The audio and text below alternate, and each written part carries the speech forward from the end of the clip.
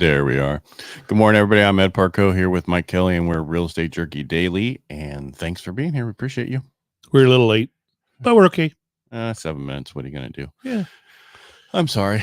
It's all my fault. You can get it back in the end of the day. All right. First thing I want to go over, and it was the last thing I had to slap in here, which is the housing. I'm just going to put this on screen. Housing inventory growth slows to a halt.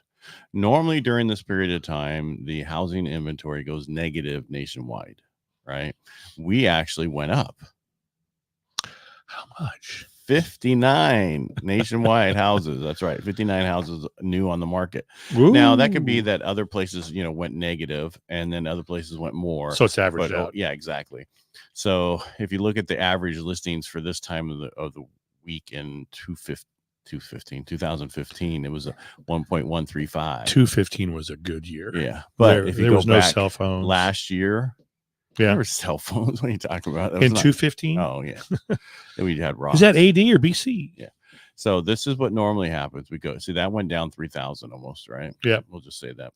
And this time we went up 59. So we're on track to go back to where it's like last year at this time. Wow. So that's not a wonderful thing. No, we need lots more listings. I got a little flyer in the mail, and I'm going to put up here to see who it is.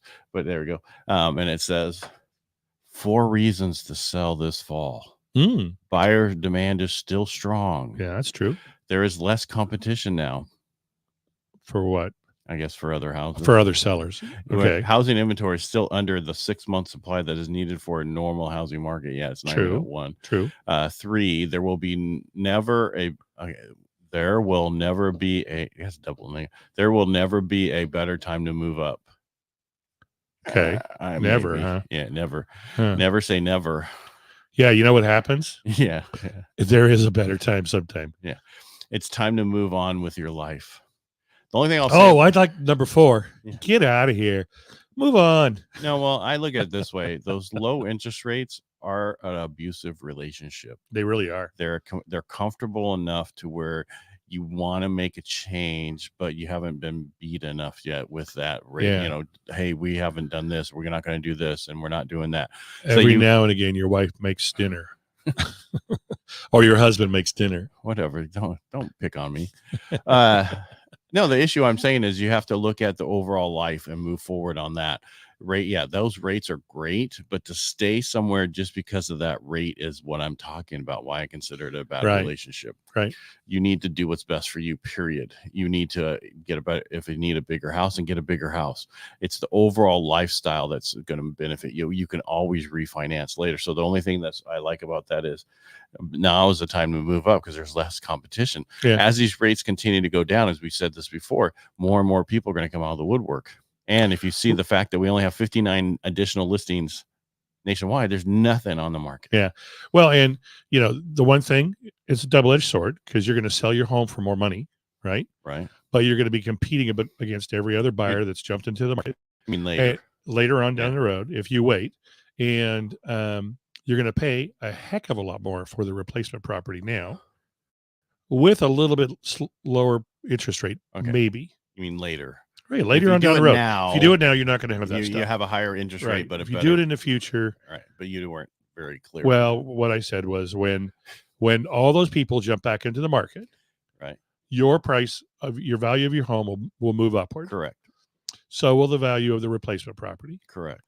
And so will the competition of the replacement property. Correct. So you'll be like Henderson, Nevada, when it was commonplace for a buyer to give a seller 60 days rent back for free after close of escrow because they knew they couldn't find a home to go to.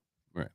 Okay. Correct. So basically what we're saying is if you need to make the move, you want why wait? Yeah. I know it's not the best time for interest rates, but that's okay. That'll be fixed over time. Yeah. I saw a thing that says next year they're looking at between 6.1 to 6.8 as an average. And then in 2025 is where they'll see 5.5. Okay. So we're going to be in this for a while, yeah. But even a 1% change in interest rate is going to bring more people out of the woodwork. Well, you got to remember, because they're seeing it's going the right way.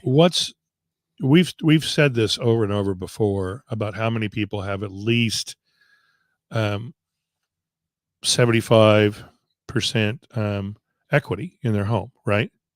Was it 75%? 50%. 50%. Okay. So the average person has $350,000 in equity in their home. Yeah. So that offsets your move up and your payment on the higher interest rate considerably, right? No. Yeah. No. Well, let's say you You're go buy a moving up. $700,000 You're home. moving up, Well, you move from a $500,000 home to which a you only have a $700,000. loan amount of $200,000 on or $250,000. Maybe close. So that's a payment. Your payment on that is probably Quit $100 to screwing up $1,500. my ideas. No, you have a great idea. Eventually, it will be there. Yes. Yeah. But right now, no. But difference is, yes, your payment's going to go up, but you're going to get the house you want. And let me just go through some numbers. So core inflation, I know we're going to keep beating this, and it's the same thing we said all the time. You have to run the numbers and understand it's a long-term game. Oh, it has been. I know, but everybody's used to the short-term game. I know. It craps. Anyway, and you crap all the time. Black. All right. So core inflation, right? So tomorrow CPI, Wednesday's PPI. That's going to make a huge difference. If you're happy, if you got into contract over the weekend, I would tell you to lock today because we have no idea. They say to float, but we have no idea where this is going to come in. Mm-hmm. We got core inflation. You got the Cleveland Fed saying they're going to slightly go from 4.11% to 4.2%. If that happens, that's the wrong way and things are going to give back. You have market consensus that says we're going to stay at 4.1%. Nobody really knows. It's all about the impact of shelter is what make the difference. And we just don't really know what's going to happen. And so tomorrow we'll know. You know what we should do? No. Let's make a real estate dark game. No, the issue is we can predict. Right. The issue here is some people think our core inflation is going to go down from 4% to 3.2%. Really? Yes. But what would be the cause? Just because it comes in lower. Oh, all the numbers come in lower than they expected. This is the thing is nobody really knows. Right. I'm somebody knows, but they haven't released it yet. Yeah. There's a few people who know. And if we could get to know them, we could get more information. But what I'm getting at is don't risk it. There's more of a risk of your rate going up than there is going down right now. Bird in the hand's better than two in the bush, my grandfather used to say. Yeah, because those may not even ever come out of the bush. It might not be attractive. Yep. They may not be existing. We'll just keep going. My brain is so foggy, all these drugs I'm taking to get rid of the stupid chest cold. Oh, I'm sorry. You have a chest cold. All right. So we have, like I said, CPI, PPI on Wednesday is PPI retail sales. Also Thursday is NHH, National Association of Housing Building Markets. That can majorly move the market along with existing jobless claims. Mm-hmm. Friday is housing starts and permits. So it's a lot of numbers going forward Tuesday on. So again, as I said, if you're happy with what you got going on right now and you're going to lock it and move on. If you got a good lender, broker, they can always move you to a different investor. Yeah. Yeah. Who would that be? I don't know. Somebody like myself, maybe. Yeah. I don't know. I don't want to brag about myself. I let other people do. Yeah. All right. That's all I have for today. That's really it. Really, the numbers we're waiting for tomorrow and Wednesday. I have a little perturbance. Oh, about the lawsuits. Oh, the other lawsuits. Maybe time to get out. Yeah, I'm going to buy a bar. The two new lawsuits. Interesting. One's a buyer one. Yeah, that's the difference. Exactly. And one, they don't even talk about NAR. No. Shocking. Yeah. The fact that they came back in 2 hours, the jury came back in 2 hours, and talking with a couple of attorneys who said they saw the instructions for the jurors. They don't know how the jurors read the instructions in 2 hours. So it seems like a preconceived notion that a preconceived verdict that was already in their pocket. They probably just wanted to enjoy their tea and pizza, and then slap down that verdict. It's going to be interesting to see what happens. You across the bridge, you see these realtors who are saying this is going to happen and that's going to happen, but nobody knows right now. There's no real decision yet. So we got to let this play out. I just going to continue to do business as usual, which California's listing agreement has always been far superior than most other states, and is very clear where the money goes and what you charge and why. But the one thing that I'm seeing that irks me is, I was watching Niners win this Sunday morning. And while I was doing that, I was on the reels a little bit and a lot of real estate reels. And there are actual agents out there who are recommending to their buyers to wait to buy? purchase. Really? Yeah. Why? And I'm like, well, I'm thinking You sent me that one, but I didn't feel like reading it. I'm the time. thinking they're my doctor. Time to get in here. You're pregnant. You're pregnant. First guy ever. God, I look like it in my pictures. I got to do something different. I started my cold plunging again. Oh, good. Well, because it's getting cold. No, so, but if you're a broker of a small company, or just get educated. Start figuring stuff out, or just a broker in general. That is such bad advice to give a buyer in this market today for them to wait a year or two to purchase. Now, if they don't qualify, you don't have a choice, and they don't have a choice. But if they qualify, what horrible advice!